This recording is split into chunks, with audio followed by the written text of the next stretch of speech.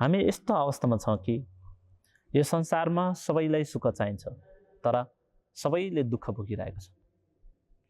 हामी यस्तो अवस्थामा छौँ कि हामीले लाखौं खर्च गरेर हामीले औषधिको सेवन गरेर पनि हामीले त्यो समस्याको समाधान गर्न सकिरहेको छैन। चाहे त्यो समस्या हाम्रो मनको समस्या हुन सकिन्छ, मनको दुःख पीडा रोग घाउ हुन सकिन्छ, कि त हाम्रो शरीरको समस्या हुन सकिन्छ, भित्री मात्र नभएर बाहिरी समस्याहरू पनि हुन सकिन्छ। अब ती समस्याहरूलाई चाहिँ हामीले कसरी चाहिँ समाधान गर्न सकिन्छ त भने अर्को के उपाय छ भने त्यो एउटै मात्र छ।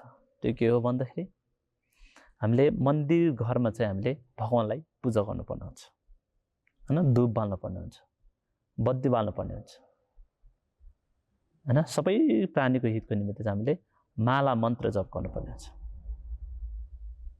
अझै गहिरो रूपमा यसलाई बुझ्नु पर्दाखेरि हामीले सकेसम्म हाम्रो यो जीवनको समस्याहरूलाई चाहिँ हामीले साथी बनाउन सक्नुपर्ने हुन्छ। त्यो समस्याहरूलाई चाहिँ हामीलाई चाहिँ उल्टै सिकाउने एउटा गुरु बनाउन सक्नुपर्ने हुन्छ। अब त्यसले कसरी गर्न सकिन्छ भन्दाखेरि एउटै मात्र उपाय छ कि त्यो के हो भन्दाखेरि चाहिँ अङ्ग्रेजीमा भनिन्छ हामीले त्यसलाई मेडिटेसन, ध्यान अभ्यास भनिन्छ।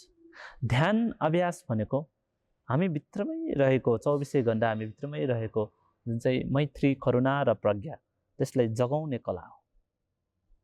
जब ती गुणहरू जाग्छन् तब हाम्रो जीवनको समस्याहरू शत्रु होइन, सिकाउने गुरु बन्छ।